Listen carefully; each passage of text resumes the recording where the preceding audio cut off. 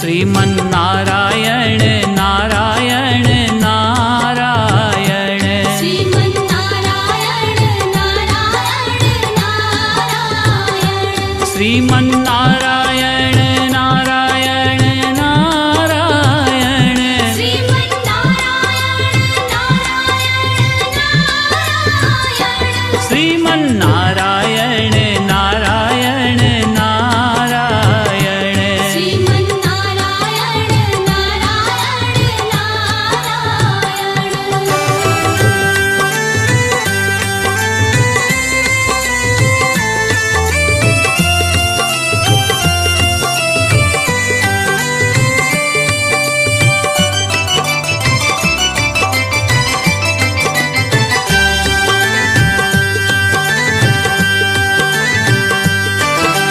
लख 84 भोग के तूने यह मानव तन पाया।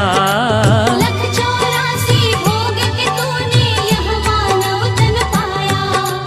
रहा भटकता माया में तूने कभी न हरि गुण गाया। भजले नारायण नारायण नारायण भजले नारायण नारायण नारायण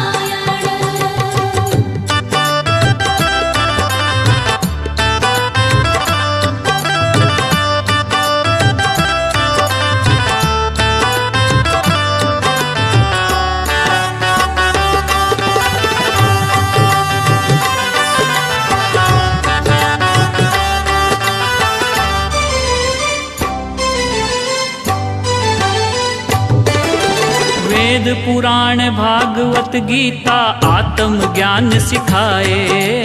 वेद पुराण भागवत गीता आत्म ज्ञान सिखाए।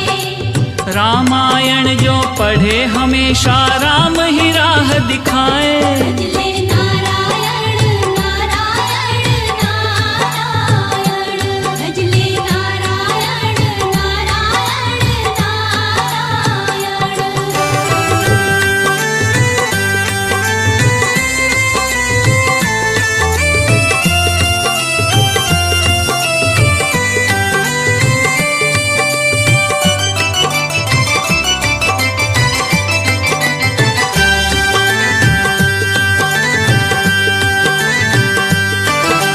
गज और ग्राह लड़े जल भीतर लड़त लड़त गज हारा। गज और ग्राह लड़े जल भीतर लड़त लड़त गज हारा। प्राणों पर जब आन पड़ी तो प्रेम से तुझे पुकारा।